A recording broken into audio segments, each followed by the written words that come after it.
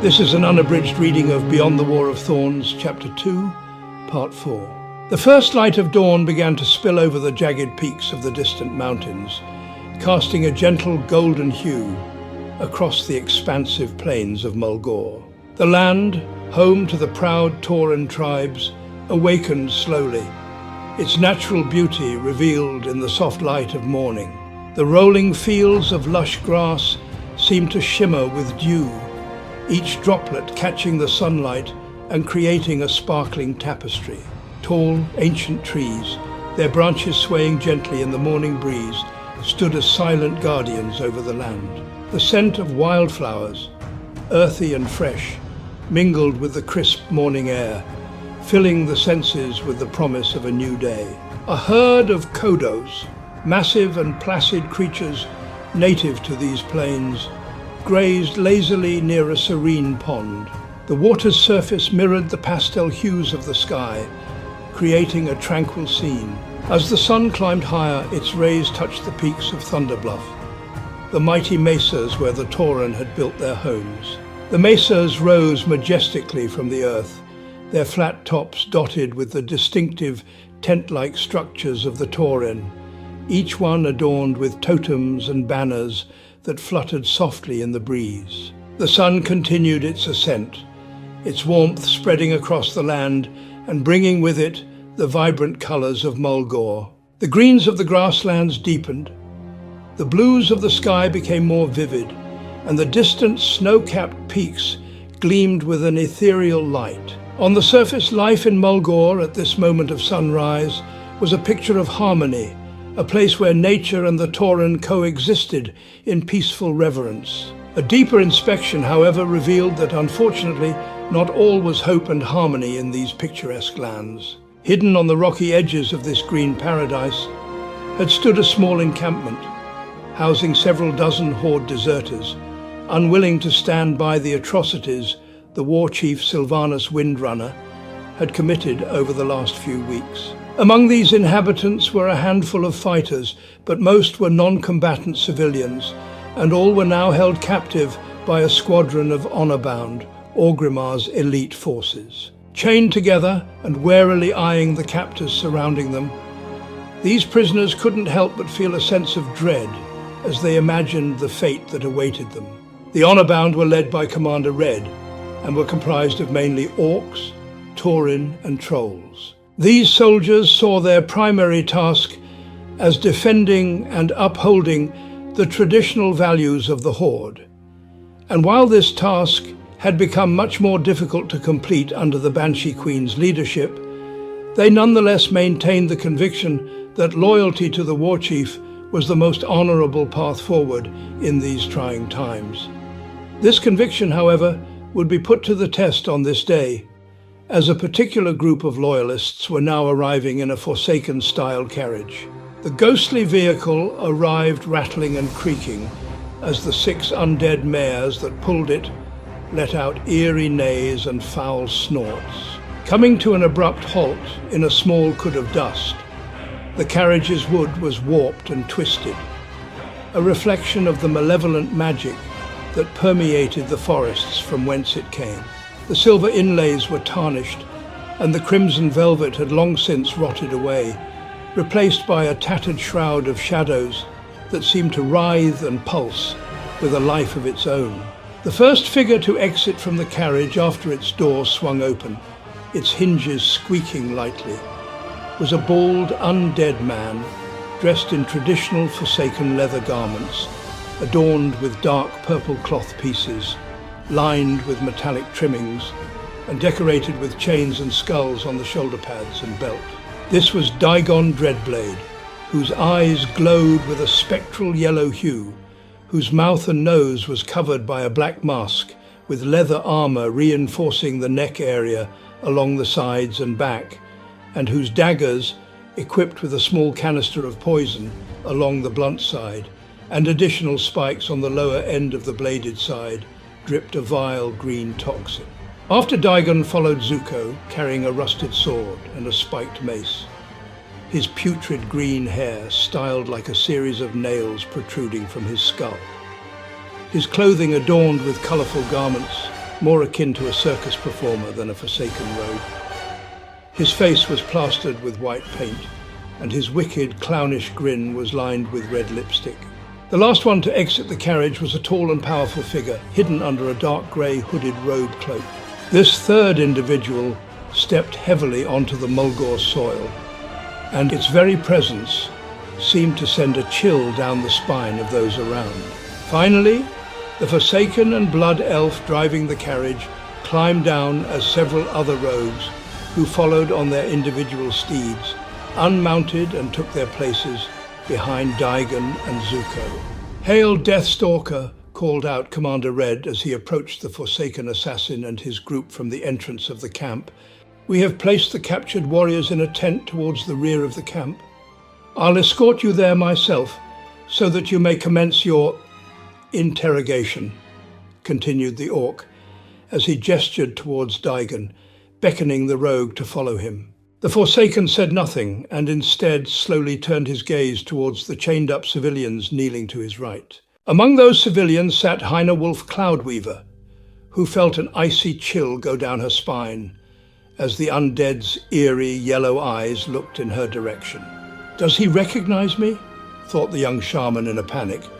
"No, it can't be. I was nowhere near the battle at the crossroads, and that Tauren that escaped, he was too far away to get a good look at me. Maybe there were other loyalists? Spies in the trees?" Hyna's thoughts spiraled as Daigon approached with Zuko and several other rogues. The Tauren could feel the blood drain from her face, and copious amounts of sweat starting to pour from her body, as the Forsaken assassin stood just a couple of yards away, his vile gaze piercing directly at her. "No, please," she thought as she tried to calm herself and not make eye contact. "Him!" suddenly said Daigon, outstretching his bony finger and pointing at a young boy kneeling beside Hyna. The shaman could not help but let out a quiet sigh of relief, although immediately after the relief was replaced by a feeling of dread for the young Tauren boy. "Dreadblade," spoke up Commander Red. "He is just a child. What information could he possibly have?" "You question my methods?" interrupted Dagon, as he shot the commander an intense, piercing gaze. "No, Dreadblade," answered the orc, avoiding further eye contact with Daigon. With a wave of his hand, Red reluctantly ordered one of the guards to unshackle the boy. "Come here, little Tauren," jeered Zuko, as he grabbed the child by the arm and yanked him towards Daigon. "My son!" cried out a female Tauren a short distance away as she attempted to push past the guards. But the chains around her wrists and a quick strike from a nearby rogue's fist didn't allow her to get too far. "Ha ha!" laughed Zuko, while drawing an exceedingly thin dagger, almost needle-like, from his belt. "Not to worry, Cow. I won't hurt this little Tauren.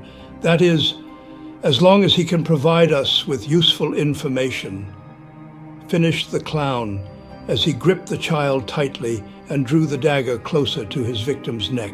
As Daigon and Zuko began to indulge in the cruel depravity that came so naturally to them, a particular figure arrived, far from their view, on the cliffs overlooking the camp some distance to the east. "Just in time," said Ironcoast under his breath, as he and his wolf huffed and puffed from the high-paced, arduous ride. "I finally have you in my sights, you blasted corpse," added the orc, as he began to inspect the scene through his rather large brass telescope. "That psychotic clown Zuko is here too. I don't see Malixia, and I don't like the look of that hooded figure. I'll also have to contend with several fistfuls of grunts and low-life rogues, but this is the only chance I have. It's time to position myself just right. I'll likely only get one shot, and I have to make it count." "Please," whimpered the female Tauren, her nose bloodied, as she lay on the floor, watching Zuko torture her young son. All the prisoners, many with tears in their eyes, had turned their faces away from the scene, unable to stomach the cruelty. Most of the honor-bound had also opted to look away, preferring to gaze at the dirt beneath their feet. "Don't you worry, little boy," jeered Zuko, while licking the blood from his needle-like dagger. "That finger will grow back soon enough. Or was it trolls that could do that? I always seem to forget. Ha ha ha. Enough of this madness, Daigon, shouted Commander Red, having seen enough pain inflicted on the child. The boy clearly knows nothing. I'll ask you this, Commander, shot back Daigon.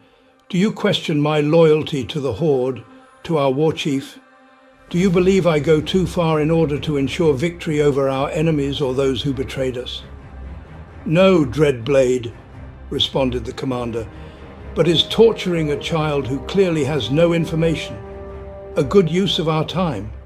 And what of honor? Added Red, realizing as he spoke that this Deathstalker cared nothing for honor. He knew his words were uttered in vain. The boy might know nothing, Commander, answered Daigon, but look at the other prisoners and the anguish they are going through.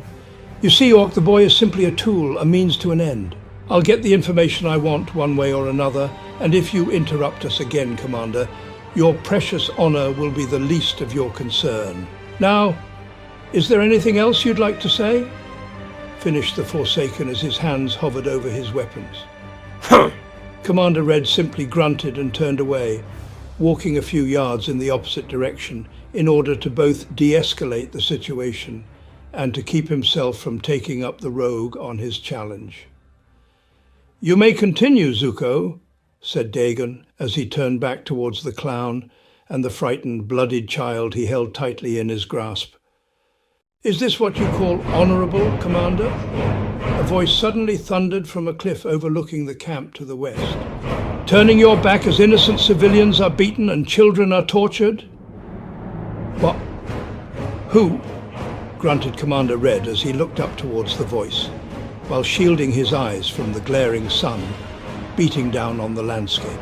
Even through the sunlight, however, the Orc was clearly able to make out the figure shouting from the mountains. It was none other than the young warrior he had faced off against in the forests of Ashenvale at the start of the war, Kando Shatterpath. Before Red could respond, the Tauren warrior jumped down with his three companions, Achak Cloudweaver, Lao Yodapan, and Shin Yodapan. The group aided by powerful winds summoned by Achak, which ensured the group landed safely on the camp floor. They're here, whispered Daigon under his breath as his eyes widened. Good. You question my honor, boy, growled Commander Red as he unsheathed his battle axes and brought them in front of him, taking on a combat stance. Let's finish what we started in Ashenvale. Honor-bound attack! He finished as he charged at Kando. Sparks flew as the Orc and the Tauren clashed weapons in a flurry of rage and steel. Check out this new move, cousin, said Shin, as several honor-bound rushed towards the group of rebels behind Commander Red. As the enemies closed in, the monk lifted his right foot, which immediately started glowing and emitting green, jade-colored fire. Then, with one powerful stomp, the fire spread across the floor in twisting, serpent-like patterns. Ah! The group of honor-bound cried out as the jade fire seared their flesh. Ah, your training has paid off, Shin, remarked Lao as he finished drinking one of his specially crafted brews in preparation for the battle. Now watch this. Special delivery, the monk gleefully announced at a different group of soldiers quickly closing in on the two Pandaren. Lao then retrieved a small keg from his back harness and launched it at the assailants, smashing it against the one leading the charge and splashing the liquid inside onto the surrounding individuals. Then, after inhaling one massive breath, the monk unleashed a turret of flames upon his enemies. Nuag! Shouted the flame-engulfed assailants, and as the two Pandaren dispatched the few soldiers left, standing dark clouds began forming overhead. I am the Stormkeeper, suddenly thundered Achak Cloudweaver, while lifting his metallic clawed fist weapon to the skies. And I have no time for your foolish posturing or your twisted sense of honor. A series of lightning bolts struck the shaman, but rather than harm him, his body was charged with the full power of the storms. Electricity crackled within Achak's eyes, and his entire body quickly became cocooned in cords of powerful lightning. Now, Malexia! Shouted Daigon as he saw the sheer, unbridled elemental power flow through the old Tauren, and became well aware of the destruction he would soon unleash. Gah! Achak winced in pain as Malixia appeared behind him and drove a dagger into his side. The Blood Elf, in turn, was herself struck by the lightning wrapped around the shaman as it lashed out to shield the caster. The Cinder Eye was knocked back a few yards with minor burns covering her arm, but the Tauren fell to one knee, clutching the wound on his torso.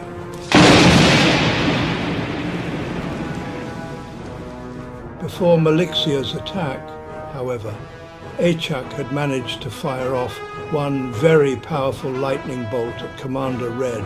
The Orc was able to cross his weapons, partially shielding himself with them, but he was still sent flying back by the blast, crashing into the mountainside. The impact was so great that a small landslide was triggered, burying the Orc beneath dirt and rock. Ping! Daigon's poison-throwing knife bounced off of Kando's battle axe, as the Tauren had reacted quickly to block the attack. "You will not catch me unaware this time, assassin," said Kando, staring directly at Daigon.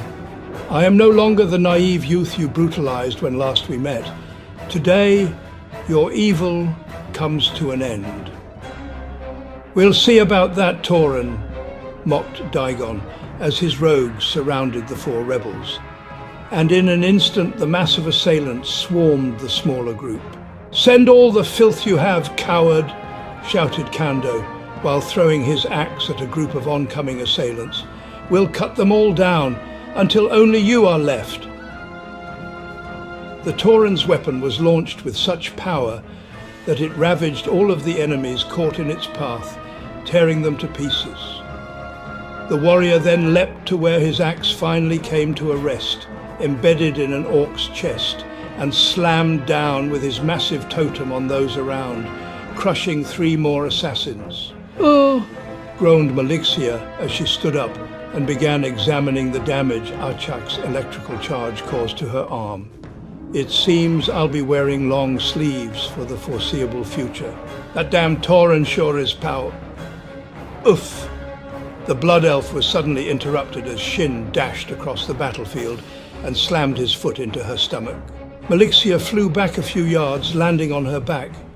But before the Pandaren could strike again, she stepped through the shadows and appeared some distance behind him. "Well, if it isn't the fat little Pandaren," she mocked. "I'm surprised. I see you've recovered quite well from our last encounter." Sigh.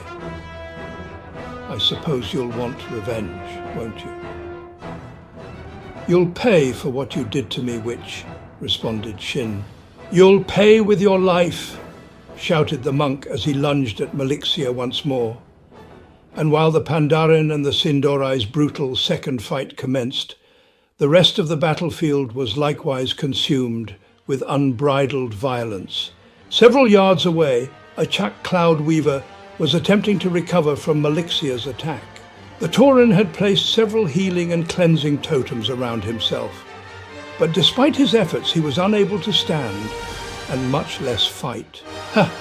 chuckled Zuko as he saw Achak struggling to get to his feet. "I think this one's ready for the slaughterhouse. Ha ha ha ha!" "Can't get your feet under you, shaman," added Daigon as he walked to Zuko's side. "You know, it was quite a lengthy and arduous process to make just one dose," the assassin continued, "combining crippling, atrophic and numbing agents into one poison, as well as infusing it with dark magic to make sure it could not be cleansed.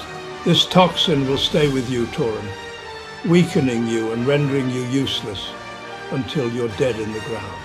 Not to worry though, shaman. I'll make sure you don't suffer too long," finished the Deathstalker as he stepped towards Achak, daggers in hand. But before he could attack the shaman, Lao quickly rolled to their location, standing between the Tauren and the two Forsaken. "You two will have to get through me before you can further harm my friend," he said.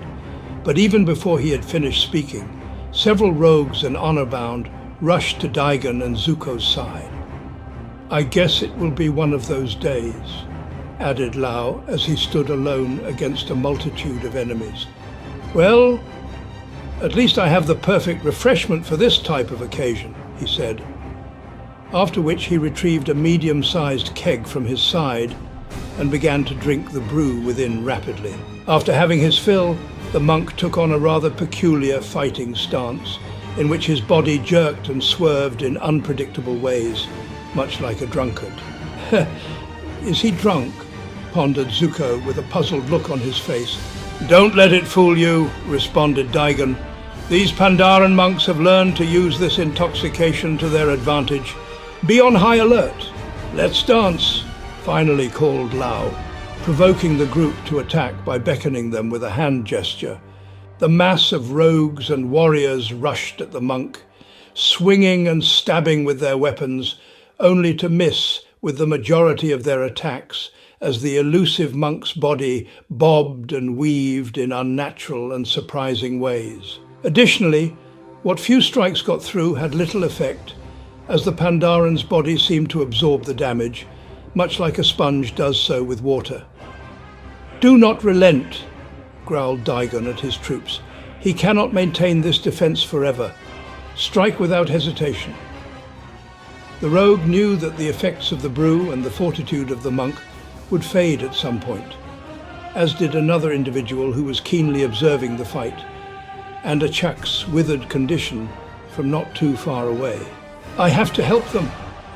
I have to help my grandfather, thought Haina, while tugging and pulling on the chains, holding her in place. In her panic, she picked up a rock and tried to smash her shackles open to no avail. But then, in a moment of clarity, she remembered the many teachings her grandfather had imparted to her. The young Tauren began to pray to her ancestors, petitioning to have access to their realm. Spirits, she whispered under her breath, allow me to walk among you, if only for a few seconds. Allow me to reach my grandfather's side. Thunk. Suddenly the shackles holding her in place fell to the ground. As Haina's body became ethereal, the physical chains wrapped around her wrists simply passed through her, and she was free to reach Achak's side, who was still being defended by Lao against insurmountable odds. You're durable, Pandaren, sneered Daigon.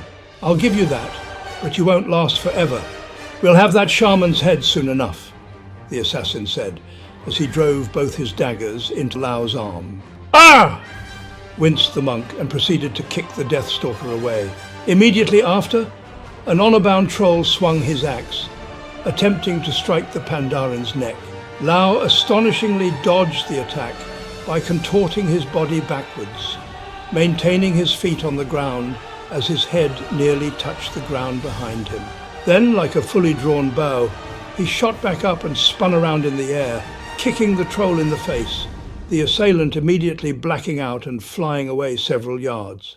You heard the boss, Pandaren? Jeered Zuko while slamming the monk's back with his mace. You won't keep us from the Tauren. You won't keep us from our meal, ha ha ha. Even while feeling the pain from the weapon's impact, Lao sturdied himself like an ox and swung his staff, knocking back Zuko and two other nearby opponents. Time for a quick reprieve, the monk said to himself, while quickly retrieving a hefty canteen from the back of his waistband. Lao began drinking the green, bubbly brew inside, and immediately his wounds started to heal. And now for that pesky indigestion, he added as his body was detoxified by a swirling bright green light, removing all the poisons ravaging his bloodstream. As the Pandaren purified his body, however, he didn't notice a blood elf rogue who had maneuvered his way towards the rear and was now stealthily closing in on the debilitated Achak Cloudweaver. I'll be highly praised for this kill, thought the assassin as he drew closer to the downed shaman. And highly compensated, I'm sure. Only a few more yards and suddenly the rogue felt the impact of an unknown, freezing cold blast. What is this? He said to himself, struggling to move as the frost shock had sent a deep chill through all of his limbs and body. Her! He stated after noticing the culprit some distance from his flank, There stood Heine Wolf Cloudweaver with a stern look on her face, her hands still radiating small specks of ice and snow. Slowly, but with vicious determination, the blood elf began trudging towards her with daggers in hand, each step dissipating just a little of the frost afflicting his body. "Oh no, he's closing in," thought Hina. "I have to finish him off before he regains his mobility," added the shaman as she started drawing the electrical energy around her body towards herself. With every hurried heartbeat, more and more elemental power orbited her hands, but time was drawing short since she would have to reach a critical threshold to be able to release the electrical charge at her enemy. "Too late, cow," said the Cinderai as he reached striking distance, thrusting his dagger towards the Tauren. "Now!" thundered Hina, as she unleashed the powerful lightning bolt just before the rogue made contact. "Agi!" The blood elf let out one last blood-curdling cry as the electrical charge ripped through his ribcage, and his lifeless body fell to the ground at the shaman's feet. "That was close," the young Tauren said to herself. "Now I need to tend to my Gra." "Watch your head, Hina!" suddenly shouted Lao, while jumping over the shaman, slamming a small keg attached to his staff across a goblin assassin's face. The foe had attempted to ambush Hina as she engaged the blood elf, and if not for Lao, the young Tauren would have had 2 daggers slice across her neck.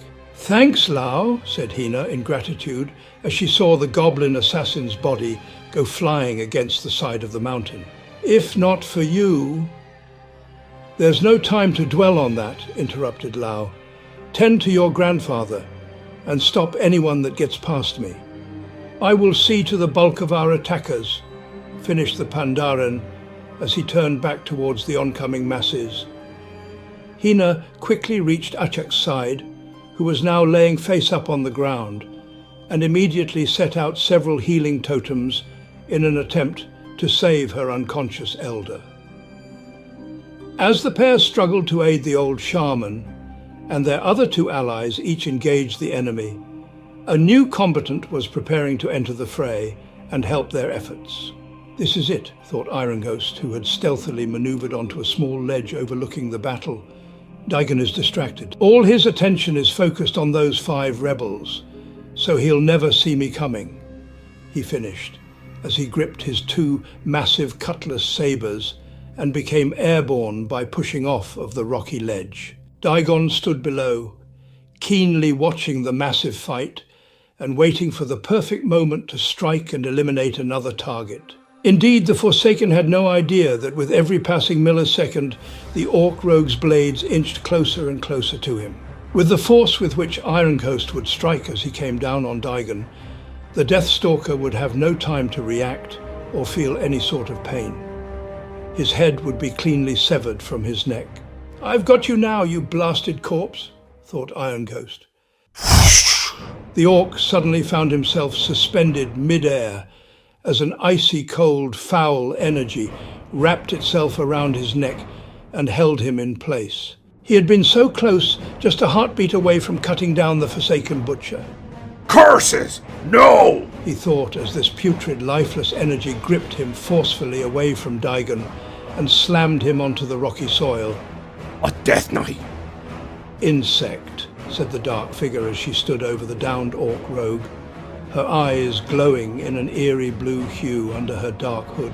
"I'll crush you beneath my boot," she added, as she cast off the hooded cloak concealing her identity, revealing a tall and powerful female orc wearing dark armor adorned with copious amounts of spikes and skulls. As the Death Knight lifted her massive weapon to the skies, a sickly curved sword with 3 large spikes protruding from the furthest edges of the blade, emitting a foul green energy, and readied herself to strike with all of the power of the Scourge.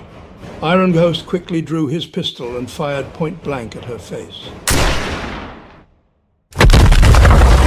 The Death Knight's attack slammed down on the ground just as Iron-Ghost thrust his body out of harm's way. The rogue's pistol shot had had little effect on his powerful foe, but at least it had provided a minor distraction, which allowed him to evade her strike. That was close. Ironghost's train of thought was interrupted as Daigon sliced at him from behind. The orc managed to dodge the attack thanks to his graceful guile, having only a portion of his cloak split open. "I recognize you," said Daigon. "Ironhost, we've killed many enemies together on behalf of the Dark Lady, but now I see you've chosen to betray her. Very well, you'll die today, along with these other traitors," he finished, as he rushed the orc with both daggers. Ironhost blocked and dodged the Forsaken's attacks, seeking the perfect opportunity to retaliate. Finally, with one swift movement, the orc swept his blades up and struck both of Daigon's daggers at the hilt. "Ah!" growled the Forsaken as his weapons were sent flying, along with 3 of his fingers, leaving him disarmed and dismantled. Daigon, however, proved to be quite fleet-footed himself, as he evaded Ironghost's next saber slash by spinning and rolling over the orc's body. Using Ironghost's own strength as the orc turned towards him once more, Daigon propelled himself a safe distance away. The undead assassin stood there, awaiting Ironghost's next move, feeling no pain from his damaged hands thanks to his deadened nerves, accustomed to injury thanks to his decades of combat experience. "I'll get you soon enough, Butcher," said Ironghost as he stepped towards Daigon, determined to end the Forsaken's reign of terror. But before he could close the distance, a monstrous roaring gargoyle dove down from the sky and started ferociously clawing and biting at the orc. Ironghost attempted to strike back at the undead fiend, but the creature had firmly latched onto the rogue's shoulders and was now tearing at its victim's flesh. "Feast, gargoyle!" ordered the Death Knight. "Rip the traitor to shreds!" As the creature attempted to fully engulf Ironghost's head, the orc managed to insert his sword into its mouth, blocking the vicious bite. Still, this would only buy him a couple of seconds, as the Death Knight was closing in. Not good, thought Ironhost as his chances of survival were now diminishing rapidly. "Die, unholy thing!" Kando suddenly thundered as he leapt in and struck the monster's head with both weapons. The gargoyle released Ironhost and fell to the ground, stunned by the powerful strike. Before the creature could recover, both Ironghost and Kando swung their weapons at it. The gargoyle was simultaneously decapitated and disemboweled. "I do not know you, orc, but it seems we are on the same side in this battle," said Kando, turning towards the rogue, who was now tending to his wounds. Gulp. "It seems we are," answered Ironhost, after taking a swig from a rounded flask he had retrieved from his belt, the flask containing a strange crimson liquid inside. "Let's finish this, Tauren," he added, readying his swords once more. "You'll pay for killing my gargoyle," fumed the Death Knight, while approaching Ironghost and Kando, Daigon now having retrieved his daggers and walking at her side. Die! She shouted, swinging her massive sword against the Tauren, who in turn attacked with both his battle axe and totem. Likewise, Ironhost and Daigon continued their battle, each dodging the other's attacks and attempting to retaliate with a strike that would grant them victory. Quite a distance away, on the cliffs above, two other combatants also fought tooth and nail to get the upper hand. Shin Yodapan was on a mission to regain his honor and to exact his revenge, but he was finding Malixia Nightborn to still be a nearly insurmountable challenge. Shin dashed from one cliff to the next, his bladed fist hitting the side of the mountain, sending bits of rock and dust flying into the air. "You missed again," mocked Malixia, while she hung from a ledge above the monk. Shin had immediately jumped up, flipping backwards and kicking in the Blood Elf's direction. His heel, though, fire trailing with fury, had only broken the platform in two. The monk then landed back at the same location from whence he'd launched his attack, looking around frantically for his elusive foe. "Ha ha ha ha!" laughed Malixia, standing on a different nearby ledge.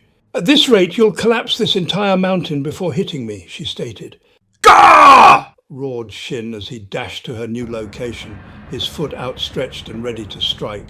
Swoosh! Once again, Malixia had easily evaded his attack, disappearing into the shadows just as the monk was about to make contact.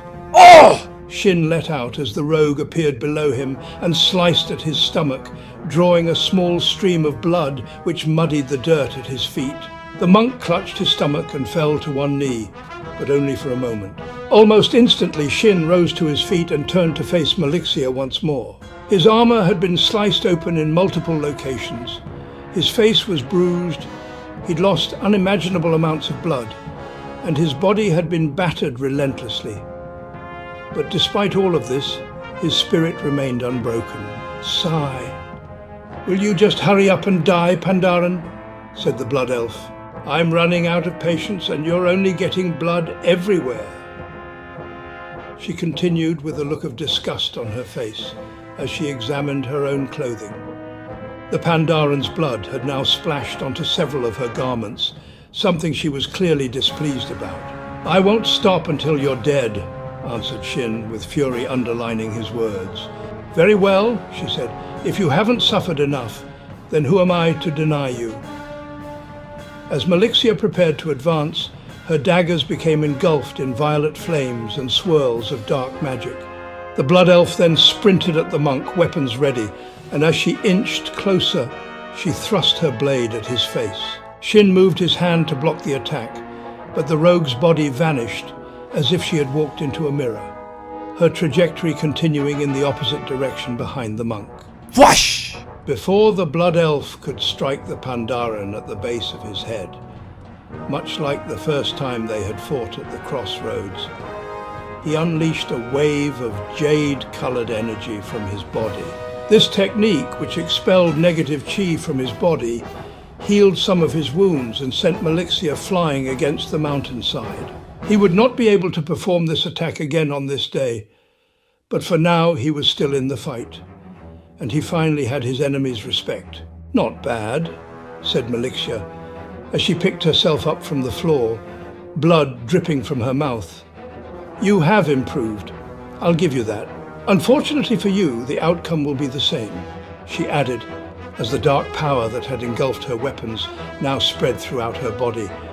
"Playtime's over," she said, her eyes glowing brightly with violet-colored energy. "Indeed," answered Shin as he entered his battle stance, one outstretched hand placed in front of the other, his feet firmly planted on the ground, and his body slowly swaying up and down, following the rhythm of his breathing. The Pandaren had only managed to land 2 strikes up until now, and had practically caused no damage to the Blood Elf. But even that pair of seemingly insignificant attacks had a purpose. Shin was preparing himself and his enemy for one final technique.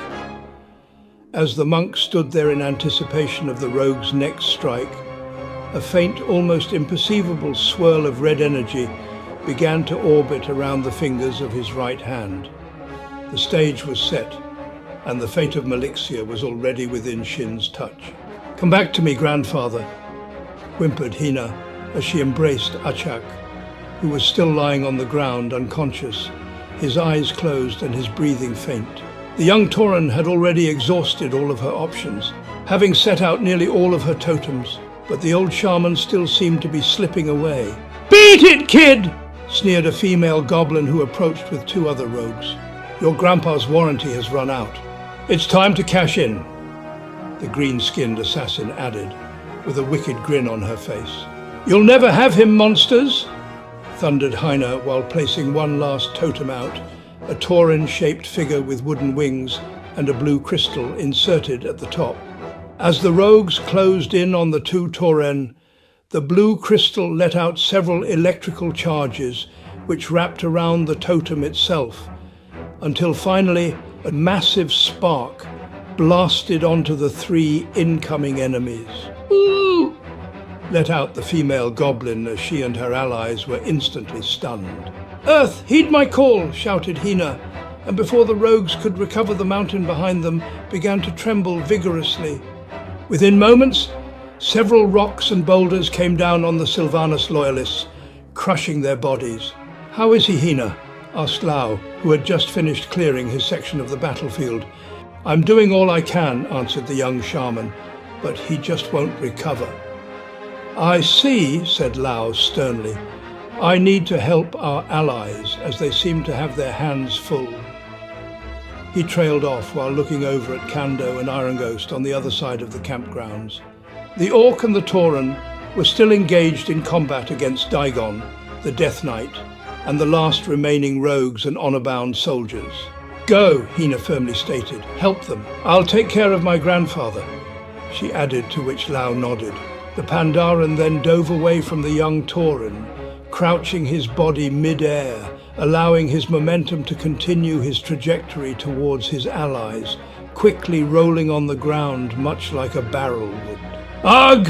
cried several rogues as Iron Ghost spun his body in place, swinging his cutlass swords like a propeller and slicing all the enemies around him. The Orc quickly dashed at a Forsaken, who remained standing, and struck him across the neck, dispatching the foe as its severed head flew across the battlefield. "You'll pay for that, honorless swine," shouted an Orc as he charged at Iron Ghost, battle axe in hand. "Pot meat kettle," remarked Iron Ghost, as he quickly drew his flintlock pistol and shot at the honor-bound soldier, blasting him right between the eyes just as the enemy was closing in.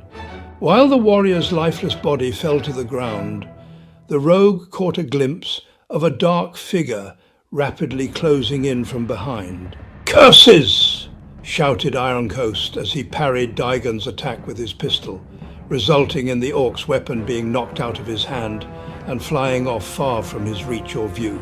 In retaliation, Iron Ghost swiftly spun his body around and kicked the Forsaken in the torso, sending him rolling back until Daigon used the momentum to flip backwards and land on his feet, his yellow eyes glowing brightly with hatred as the remaining Sylvanas loyalists rushed to their leader's side. "Send all you've got, you blasted corpse," the Orc let out as the group of rogues charged at him, Daigon's figure suddenly disappearing behind the mass of bodies. Kando's battle axe met the cold, warped steel of the Death Knight's rune blade, sparks flying not too far from Iron Ghost. Immediately after, the Tauren swung again, this time with both weapons, striking the female Orc across the face and torso, forcing her to stumble back a few steps. "You are strong, child," she remarked as she regained her posture, standing straight once again, largely unfazed by the attack. But even great strength withers before death's advance. With these words, she charged forward, swinging her sword at Kando.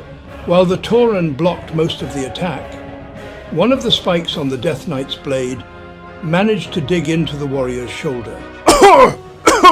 Kando immediately felt the effects of the plagued weapon as his body shivered and ached, and the minor wound he had suffered began to fester with disease. The Tauren stepped back, attempting to regain his strength. "You and all of your traitorous allies will crumble," continued the Death Knight, while walking slowly towards the afflicted Tauren.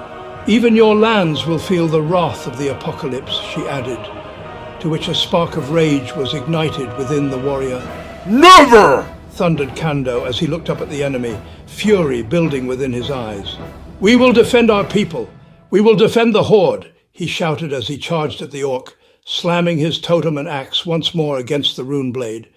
"No amount of foul magic will be enough to defeat us," he added, as the two combatants' weapons remained gridlocked, the Tauren's strength forcing the Death Knight to slide back a few yards over the rocky soil.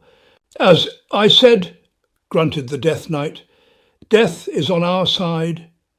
Suddenly, several of the fallen soldiers were reanimated, opening their eyes to reveal a deathly blue glow inside.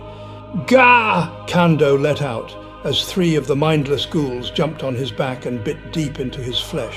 The Tauren used all of his might to throw off the assailants, but was soon swarmed by more of the fiends, and as he fought tooth and nail against this new army of the dead, he also had to contend with more of the Death Knight's impending attacks. "Nothing but bilge rats," grunted Iron Ghost as he struck the last rogue with both blades, cutting the enemy into several pieces.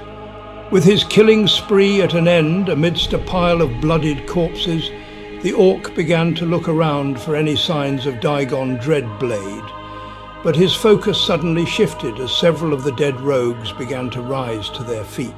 What's this?" said a startled Iron Ghost, as one of the fiends latched onto his arm. The orc impaled the ghoul and then thrust his sword upwards, cutting it in half. But more of the risen rogues and soldiers quickly surrounded him. Iron Ghost started slicing and dicing all that he could, but more kept coming. Nearly every fallen combatant was now on their feet again, biting and slashing at the orc. "Desperate times call for desperate measures," he said to himself as he resheathed his swords, all while the mass of fiends surrounded him. "Nothing beats the smell of heavy blasting powder in the morning," he added as he pulled a large stick of dynamite from his coat. Thereafter, pulling an elaborately decorated lighter with gold trim and a goblin skull logo from one of his pouches. Click, click. Iron Host rapidly lit the fuse of the explosive as one of the ghouls lunged at him. The orc swiftly sidestepped the fiend's attack and wrapped his arm around its neck, holding it in place. Using his free hand, Iron Ghost shoved the stick of dynamite into the ghoul's mouth, and with one powerful twist, he launched the creature at the mass of approaching undead. Before the fiends could reach him, Iron Host quickly extended his arm towards the mountainside and fired his grappling hook. As the enemies closed in on his position, he was swiftly pulled up and away from their attacks.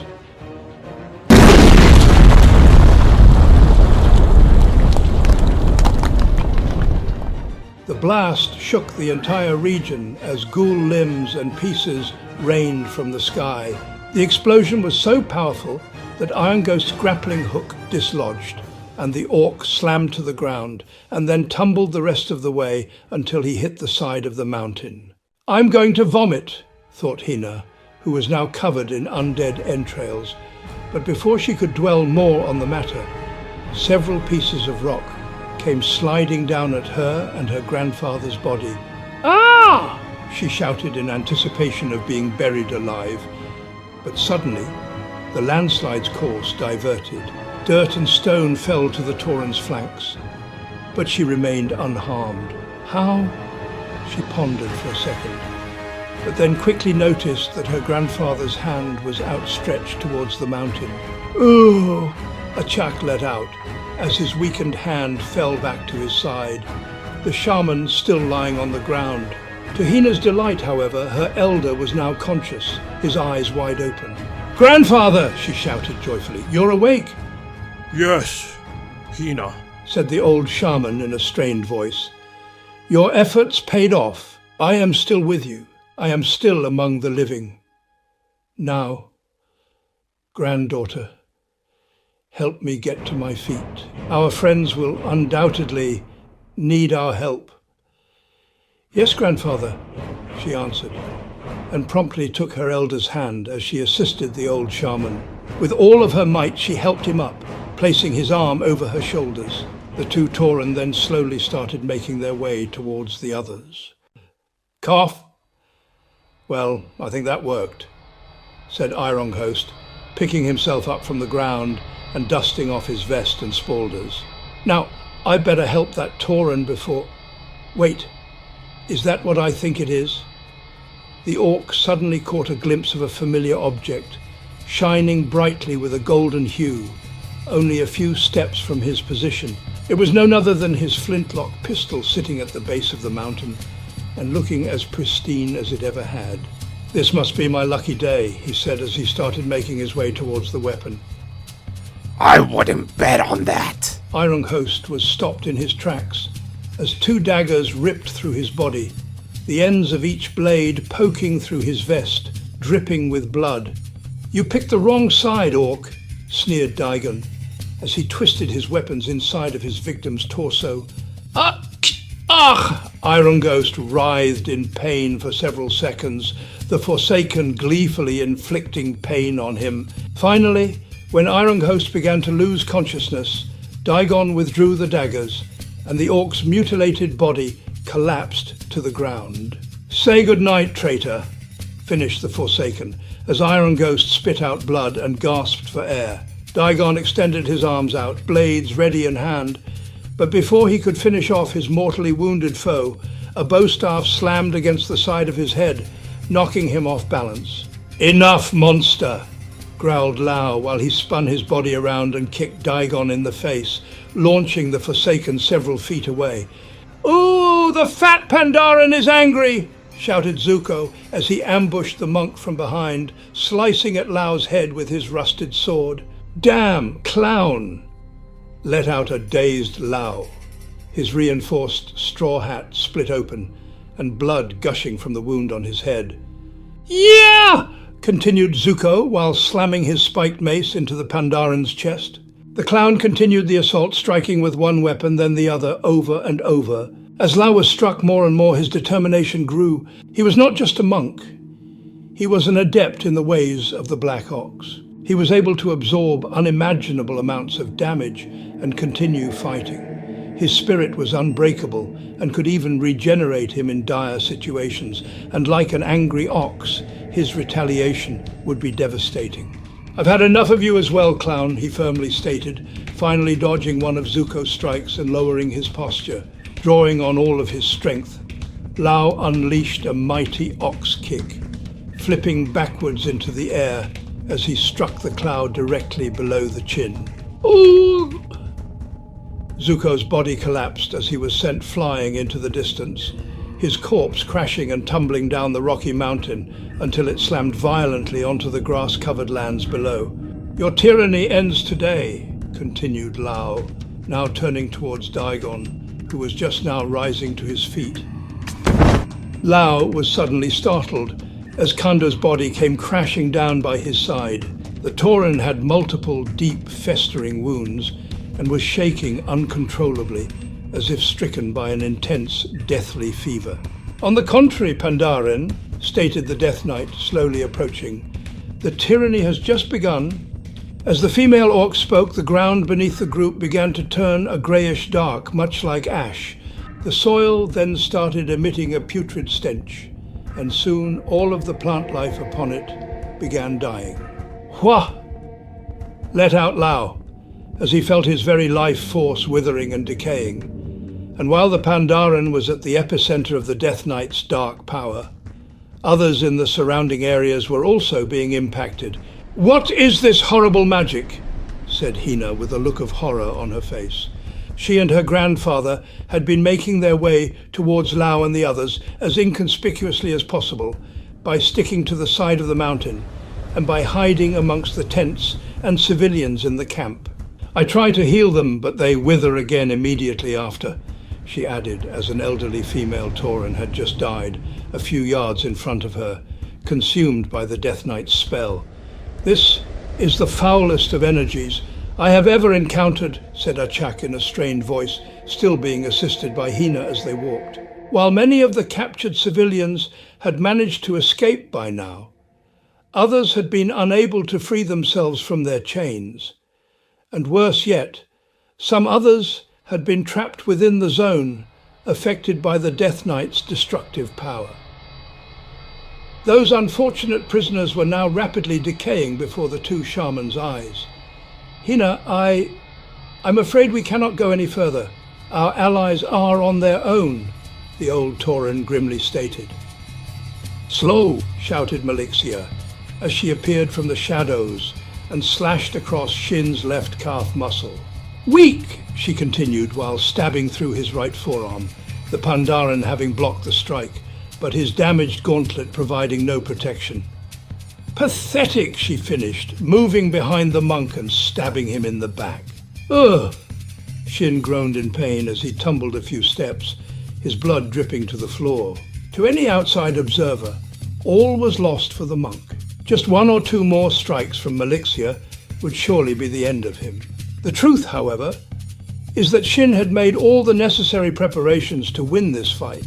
He had learned the Blood Elf's movement patterns throughout their battle, such as the way her eyes gave a slight tell as to where she would re-emerge when she disappeared. He had also learned to no longer search for her location directly, and instead he would now look to the shadows for her positioning. Additionally, he had prepared his body and spirit to impart her with one final gift, the touch of death. It's time to end this, he thought. But his train of thought was interrupted as he looked down the mountain and at the camp. His friends were on the verge of defeat. His cousin Lao barely holding on to life as Daigon Dreadblade and the powerful Death Knight thrashed his body. "I don't think so," said Daigon, as he slashed a small flask from Lao's hand, just as the monk was about to drink the restorative elixir inside. "Enough of these weaklings!" shouted the Death Knight as she slammed her sword across Lao's torso, opening a massive wound and sending him flying back several yards. "Don't concern yourself with your friends," mocked Melixia. "You'll soon be joining them in the afterlife." The Blood Elf laughed as the dark power she wielded flared throughout her body. "My allies might be lost," answered Shin, struggling with each word, "but you will not live to celebrate in their defeat." After speaking these words, he turned back to face her, but his following actions are what puzzled Melixia most. Shin slowly removed his bladed fist weapons, unfastening them from his hands and dropping them one by one onto the rocky floor. The monk then calmed his breathing and stared firmly into his enemy's eyes, ready for her final strike.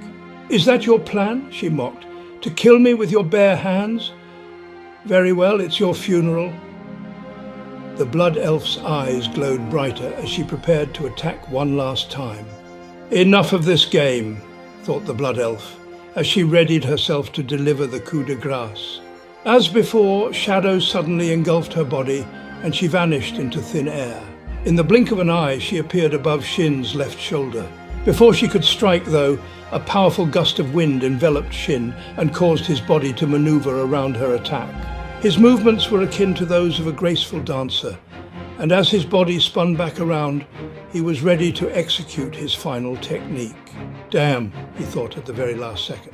Vengeance was within his grasp, but it would come at the cost of his friends, at the cost of his beloved cousin.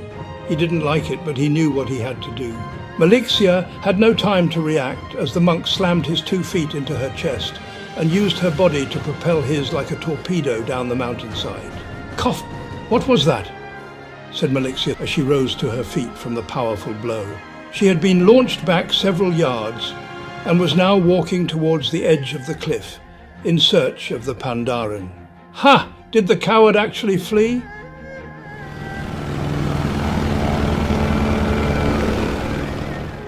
Shin swirled his mangled body down to the camp as fast as he could, but he was not fleeing. Far from it, he was ensuring the survival of his allies and grasping victory from the maws of death. "Another weakling," mocked the Death Knight as Shin's trajectory came to a stop right at her feet. Time seemed to stand still as the monk simply extended his right hand and touched the Death Knight. It was an otherwise inconspicuous touch, but the faint red energy swirls that entered the female orc's body revealed there was more to this action. "What foolishness is this?" she mocked. "Is that all? The Death Knight suddenly felt something she had not felt for many years, not since her dark transformation. "But I am death," she faintly let out as a single drop of putrid blackened blood ran down her nose. As the unholy blue glow faded from her eyes, her body slowly collapsed, first by falling to its knees and then by toppling over into the dirt, face first. "What have you done?" pondered Daigon, with a hint of concern in his voice. "Hold fast, allies!" Achuk's voice suddenly thundered as storm clouds started gathering above. Within seconds, torrents of healing rain were coming down on the group of rebels. "I'll help as well," then said Hina. The young Tauren was still assisting her weakened grandfather in his efforts to stand and walk. But with her free hand, she unleashed a chain of healing energy that struck Kando, and then bounced to Lao, then Shin, and finally Ironhost. Achuk fell to one knee, still debilitated from the potent poison he had been stricken with, unable to use the full might of his power. The healing rains subsided, but they had been enough to at least partially restore the fallen heroes. "Elder!" said Kando as he rushed to the old shaman's side, assisting Haina as the two helped him up. He's still here, thought Iron Ghost, now that his wounds were nearly closed, and he felt some of his strength return. That blasted corpse is still there, he continued, observing that Daigon remained standing not too far away, watching the group. With speed honed through years of fighting on the high seas and throughout all of Azeroth's lands, the orc dove towards his pistol, still laying on the floor. Iron Host's aim was true as he let the bullet fly towards the Forsaken. Daigon, though, had one more ace up his sleeve. As the orc had wrapped his finger around the trigger, Malixia appeared behind the Forsaken Deathstalker, and before the projectile could strike its target, both the Blood Elf and Daigon had disappeared into the shadows. "Curses!" growled Iron Ghost as his pistol smoked in vain. "Do not fret, stranger," spoke Lao, holding his chest where he had been previously mortally wounded as he approached the orc from behind. "That monster will not be able to hide forever." "This is true, friend," added Kando. "We will not stop until Sylvanas' loyalists pay for their crimes. Say, orc, might we know your name?" You can call me Iron Ghost, answered the rogue. "And I also don't plan on stopping until I end Dreadblade's reign, or Sylvanas's for that matter. It's just unfortunate that I blew my cover and was so close to finishing him off." The orc trailed off, looking into the distance. "If you have no other options, Iron Ghost," continued Kando, "you are more than welcome to join us. We can always use the help in this war." "Join you?" pondered the orc. Iron Host generally preferred working alone, but Daigon would now have an eye out for him. His usual methods would probably not suffice, and he knew it. "Very well," he finished as he quickly spun his pistol and reholstered it. "I think I will join you." "I'm sure you'll be a great boon to our group," stated Kando, the others then nodding in agreement. "For now," added Hina, while looking over at Kando, "I think we should free the remaining captives and head home to fully heal. We all need to rest, especially my grandfather." "Agreed," answered Kando, and the group of rebels then began freeing the civilians, still shackled within the camp.